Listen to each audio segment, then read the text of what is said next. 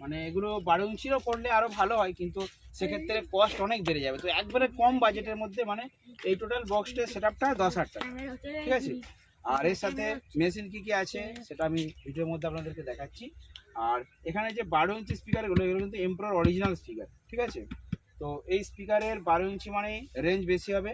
আর 250 watt মানে ধরুন একটা যদি 1000-এ মেশিন থাকে, তাহলে এরকম দুটো বক্স পাশাপাশি যদি বানিয়ে নেওয়া হয়, মানে দুটো এরকম RCA বক্স, তার উপরে এরকম 4টে মিড কমপ্লিট সেটআপ। তো ভাই 4টেই করবে, কিন্তু এখন আপাতত কালী পুজো বলে 3টে রেডি হয়েছে, 3টে দিয়ে এখন একটা পুজো হচ্ছে, ঠিক আছে।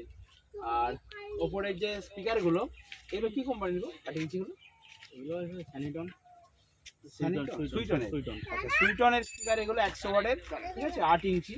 তবে এগুলো যদি মানে 15 ইঞ্চি করে নেওয়া হয় নিচেটা,